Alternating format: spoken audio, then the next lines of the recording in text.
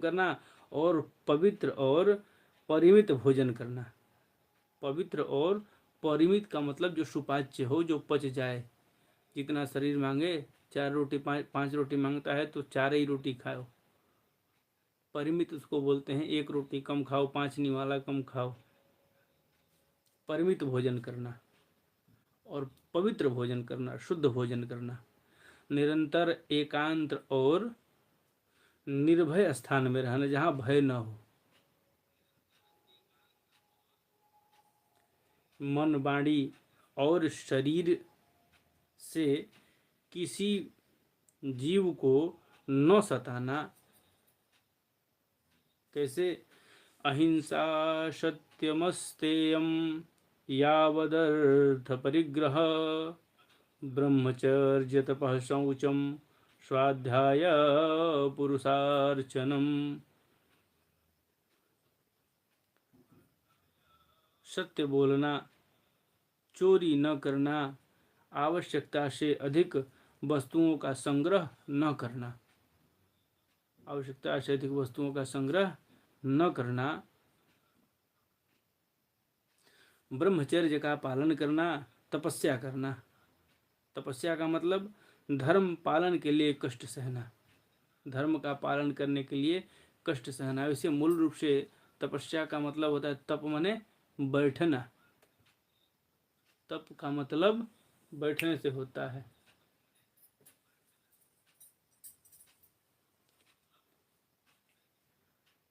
बाहर भीतर से पवित्र रहना और शास्त्रों का अध्ययन करना, भगवान की पूजा करना। शास्त्र का अध्ययन करते रहना, तो हम सब जो है शास्त्र का ही अध्ययन कर रहे हैं और इसी बहाने ठाकुर जी की पूजा भी कर ले रहे हैं। पता चलता है कि श्रीमद् भागवत महापुराण जैसे संपन्न होता है, विश्राम आने की तैयारी करते हैं, आरती होती है तो पता चलता है कि 10 लोग हैं तो भाग करके 4 लोग हो जाते हैं कि चलो आरती कौन सुनेगा, आरती कौन गाएगा, जबकि आरती मुख्य विषय है, उसको छोड़ के नहीं जाना चाहिए। जब सब कुछ सुन लिए तो अंत में 10 मिनट या 5 मिनट लगेगा, उसको भी जो है श्रवण करके ही जाना चाहिए।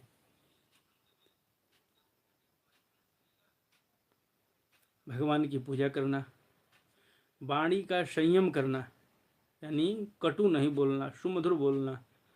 उत्तम आसनों का अभ्यास करके स्थिरता पूर्वक बैठना। उत्तम आसनों का अभ्यास करके स्थिरता पूर्वक बैठना। धीरे धीरे प्राणायाम के द्वारा श्वास को जीतना। देखिए, श्वास को जीतना बड़ा जरूरी होता है। प्राणायाम की 2 विधियां हैं। एक तो इससे खींचो और इसे दबा करके रोको, फिर इसे छोड़ दो। फिर या तो इसी से खींचो, इसको दबाओ, फिर इसे छोड़ दो। ये 2 विधियां हैं। अनुलोम विलोम जो भी कर लो, इससे कितने देर अपने शरीर को एकाग्र कर सकते हो तो प्राणायाम करो। प्राणायाम से रोगों का नाश होता है। श्वासासार शरीरश्च वाचासार महीपति। जब श्वास बढ़िया चलेगी तो शरीर में कोई अवरोधक उत्पन्न नहीं होगा। इसलिए प्राणायाम प्रायः जरूरी। पहले के लोग निरोगी क्यों रहते थे? प्रायः सारे लोग प्राणायाम करते थे, मेहनत करते थे। तो भगवान जो है प्राणायाम के द्वारा श्वास को जीतना और इंद्रियों को मन के द्वारा विषयों से हटा करके अपने हृदय में ले जाना। हृदय में ले जा करके ध्यान आमस्त करना। मूलाधार आदि किसी एक केंद्र, मूलाधार इसको बोलते हैं।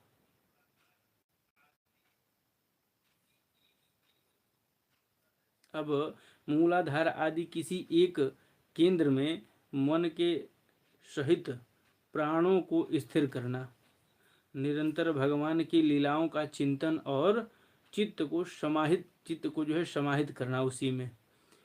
इनसे तथा व्रत आदि द्वारा,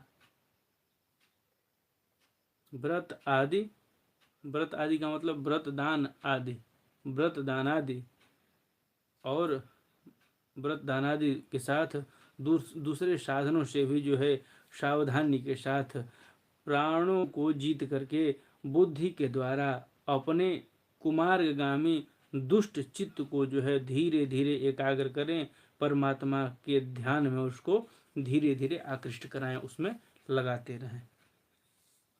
पहले आसन को जीतें, फिर प्राणायाम के अभ्यास के लिए पवित्र देश में कुश या मृग चर्म का आसन सबसे पवित्र होता है। कुश या मृग चर्म का आसन, उस पे बैठना, नहीं तो फिर जो है कंबल जो होता है उसका आसन।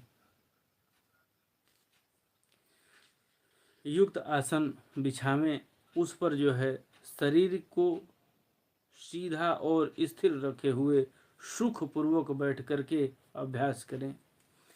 आरंभ में देखिए मैं बता रहा था 3 विधा, तो आरंभ में पूरक, कुंभक और रेचक।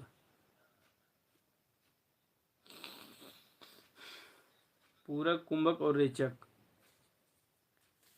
पकड़ना, रोकना और छोड़ना, शोधन करें, जिससे चित्त जो है चित्र और निश्चल होता है, यानी पवित्र होता है।